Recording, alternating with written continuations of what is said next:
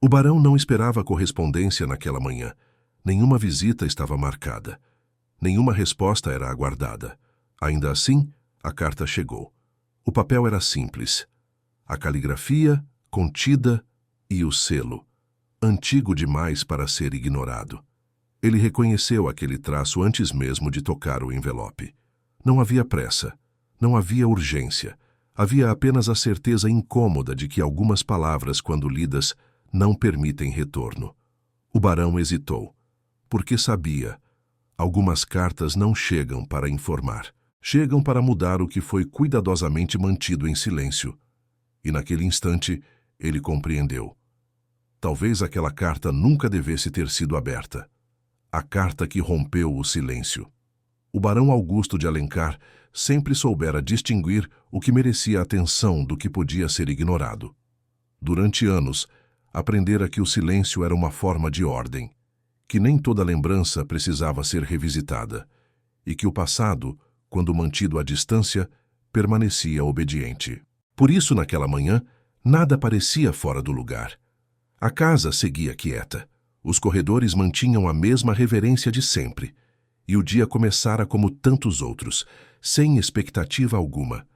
Foi a carta que quebrou essa continuidade. Ela não chegou acompanhada de aviso, não trazia urgência estampada, não pedia resposta imediata. Ainda assim, ao ser colocada sobre a mesa, impôs uma presença que não se confundia com as demais. O papel era simples demais para o costume da casa. O envelope discreto, mas a caligrafia, essa não admitia engano. Augusto a reconheceu antes mesmo de se aproximar, não porque a tivesse visto muitas vezes, mas porque certas escritas permanecem na memória não pela frequência, e sim pelo peso do que carregam. Ele permaneceu imóvel por alguns instantes. Não havia ninguém por perto, nenhum olhar curioso, nenhuma pressão externa. A hesitação era apenas dele. Durante anos, Augusto acreditara que algumas histórias se encerram pelo simples ato de não serem retomadas, que o tempo, se respeitado, resolveria o que fora deixado em suspenso. Aquela carta ameaçava essa convicção. Ele sabia que não era um convite, nem uma explicação tardia. Era algo diferente, algo que atravessara o tempo sem se desgastar. Sentou-se lentamente, como se o gesto precisasse ser medido. Segurou o envelope com cuidado, quase com respeito. Não havia tremor em suas mãos, mas havia consciência. Porque abrir aquela carta significava aceitar que certas decisões não permanecem inalteradas apenas porque foram mantidas em silêncio. Augusto recordou-se então de quando acreditara que agir corretamente bastava. Naquela época, tudo parecia mais simples. Havia regras claras, expectativas bem definidas e escolhas que, embora difíceis, pareciam necessárias. Ela, cujo nome ele evitara pronunciar por tanto tempo, sempre fora parte desse período. Não como escândalo, não como erro, mas como possibilidade contida. Alguém que estivera presente nos momentos adequados, nos encontros permitidos, nos diálogos que nunca ultrapassaram o limite do aceitável. Augusto lembrava-se da maneira como ela falava pouco, como observava mais do que dizia, e como aceitava, sem protesto, o espaço que lhe fora oferecido, nem mais, nem menos. Na época, isso lhe parecera suficiente. Agora, com a carta diante de si, essa certeza começava a se desfazer. Ele passou os dedos pelo selo, sem rompê-lo. Perguntou-se quantos dias aquela carta viajara, quantas vezes fora manuseada, e, sobretudo, quantas vezes ela pensara antes de escrevê-la. Porque não se escreve depois de tanto tempo sem saber exatamente o que se está fazendo. Augusto percebeu que não temia o conteúdo da carta, temia o que ela exigiria dele depois de lida. Pois havia coisas que, uma vez trazidas à luz, não permitem retorno à forma anterior de viver. Com um movimento lento, rompeu o selo. O som do papel cedendo pareceu mais alto do que deveria. Quase um aviso. Ele respirou fundo antes de começar a leitura. As primeiras linhas não traziam acusações, nem pedidos, e isso, de alguma forma, tornava tudo mais difícil. As palavras eram contidas, diretas, escritas por alguém que aprendera a medir cada frase. Não havia excesso, não havia drama. Havia clareza. Ela não escrevia para cobrar, nem para relembrar o que fora. Escrevia porque algo precisava ser dito antes que o tempo apagasse de vez o que ainda permanecia verdadeiro. Augusto sentiu o peso dessa escolha. Percebeu com desconforto que durante anos acreditara estar protegendo todos ao manter certas decisões intactas. Agora compreendia que talvez estivesse apenas adiando o momento em que teria de encarar o que evitara escolher. A carta não pedia explicações. Não solicitava encontro, mas colocava diante dele uma pergunta silenciosa, uma que ele nunca se permitira formular. Era possível viver corretamente e ainda assim viver incompleto? Ao dobrar novamente o papel, Augusto soube que algo havia mudado. Não no mundo ao redor, não na ordem da casa, nem nas expectativas sociais que continuavam intactas. A mudança era interna e, por isso mesmo, impossível de ignorar. Ele não sabia ainda o que faria, mas tinha certeza de uma coisa: aquela carta não chegara para ser lida em silêncio, chegara para exigir uma resposta que por muito tempo ele evitara dar. E o que quer que viesse a seguir, não seria mais possível fingir que nada havia sido aberto. O que nunca foi dito. Augusto leu a carta mais de uma vez, não porque fosse longa, nem porque as palavras fossem difíceis, mas porque cada frase parecia carregar algo que não estava escrito. Ela não começara falando do passado, não mencionara nomes, não evocara promessas. Começara pelo presente, escrevera que estava bem, que a vida seguira seu curso, que aprendera a reconhecer o valor do que permanece em silêncio. Essa escolha de palavras o atingiu de imediato. Silêncio sempre fora o território onde ambos se encontraram, não por falta de sentimento, mas por excesso de cuidado. Augusto lembrava-se com clareza da primeira vez em que a vira. Não fora um momento marcante aos olhos de outros. Não houvera anúncio. Nenhuma apresentação formal que justificasse a memória persistente. Ela estava ali porque sempre estivera. Parte da vida social que ele frequentava, conhecida da família, presença discreta nos encontros que se repetiam ao longo dos anos. Na época, isso lhe parecera seguro. Ela nunca exigira atenção, nunca buscara protagonismo, nunca o colocara diante de escolhas que ele não estivesse disposto a fazer. E talvez por isso mesmo, ele nunca questionara o lugar que lhe oferecera. Na carta, ela não acusava essa ausência de definição. Apenas descrevia. Dizia que aprendera cedo a reconhecer quando algo existe apenas enquanto possibilidade. Que há afetos que não se desenvolvem por falta de sentimento, mas por falta de permissão. Augusto sentiu o desconforto crescer. Ele sempre acreditara que agir corretamente era uma forma de proteção. Que manter tudo dentro do aceitável evitaria danos maiores. Mas, ao ler aquelas palavras, percebeu que nunca perguntara se aquela proteção também servia a ela. A carta seguia. Ela escrevia que não guardava ressentimento. Essa afirmação, longe de tranquilizá-lo, trouxe um peso inesperado, porque o ressentimento pressupõe expectativa. E ela parecia ter superado essa fase há muito tempo.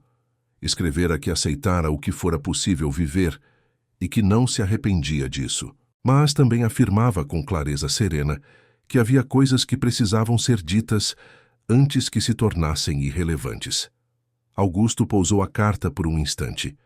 Lembrou-se de quantas vezes estivera diante dela sem realmente vê-la, de como conversavam sobre assuntos seguros, de como desviavam de temas que poderiam abrir fissuras. Ele sempre acreditara que aquela contenção era maturidade. Agora, começava a enxergá-la como medo. Na carta, ela mencionava uma decisão tomada há algum tempo. Não explicava qual. Apenas dizia que escolhera seguir adiante sem esperar por definições que jamais viriam. Essa frase foi escrita com cuidado, não como reprovação, mas como constatação. Augusto compreendeu que ela não estava pedindo que ele a alcançasse. Estava apenas informando que não permaneceria onde sempre estivera. O passado voltou-lhe com nitidez. Lembrou-se do dia em que poderia ter falado, da noite em que bastaria um gesto, da ocasião em que a presença dela fora mais significativa do que qualquer regra que seguira. Mas em cada uma dessas vezes, ele escolhera manter a ordem. Escolhera não complicar, não arriscar, não ultrapassar. E ela aceitara, até o momento em que aceitar deixou de ser possível. A carta não solicitava resposta imediata. Ela deixava claro que não havia urgência, mas havia algo mais difícil de lidar, a certeza de que, ao ler aquelas palavras, ele já não poderia alegar ignorância. Ela encerrava dizendo que escrever não fora fácil, que ponderara por muito tempo se deveria fazê-lo, e que só tomara aquela decisão porque acreditava que ele merecia saber que nunca fora indiferença. Fora escolha contida. Augusto sentiu o peso dessa revelação. Durante anos acreditara que o silêncio significava ausência de conflito.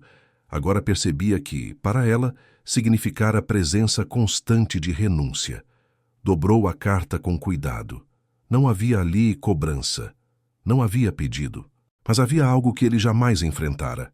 A clareza do que fora evitado. Augusto levantou-se lentamente, caminhou até a janela e observou o movimento distante sem realmente vê-lo. Aquela carta não exigia resposta por escrito. Exigia algo mais difícil. Exigia que ele reconhecesse pela primeira vez que manter tudo correto nem sempre significa agir com coragem.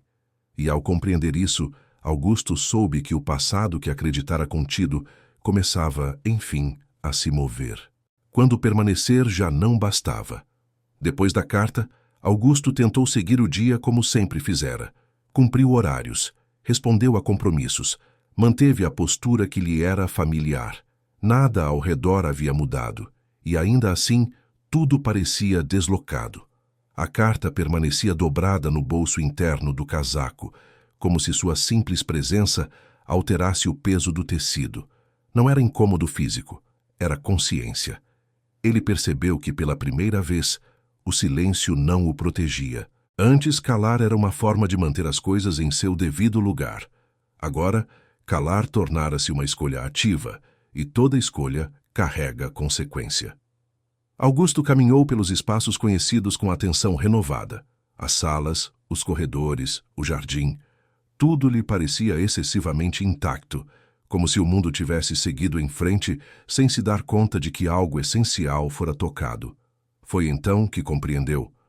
O problema nunca fora a ausência de acontecimentos, fora a repetição de adiamentos. Ele sempre acreditara que decidir exigia certeza, que agir sem garantias era imprudência. Mas a carta lhe mostrara outra coisa. Havia decisões que não se anunciam como atos grandiosos. Elas começam quando se reconhece que permanecer já não é neutralidade. Ao entardecer, Augusto voltou a ler a carta. Desta vez, não buscava o que estava escrito. Buscava o que ela exigia sem dizer. Ela não pedira que ele a procurasse. Não solicitara explicações. Não oferecera possibilidade de retorno. E isso tornava tudo mais claro. Se houvesse pedido, ele poderia negar. Se houvesse cobrança, poderia defender-se. Mas diante daquela clareza serena, restava apenas a ele decidir quem seria a partir daquele ponto. Augusto sentou-se, apoiando os cotovelos sobre a mesa, e percebeu algo desconcertante. O medo que sentia não era de perdê-la. Essa perda já estava, em grande parte, consumada. O medo era de agir tarde demais. E ainda assim agir, porque agir implicava assumir que o silêncio fora uma escolha confortável, e que o conforto, por vezes, custa mais do que o risco. Ele se recordou de quantas vezes acreditara estar sendo justo ao não prometer, de quantas vezes confundira cautela com responsabilidade.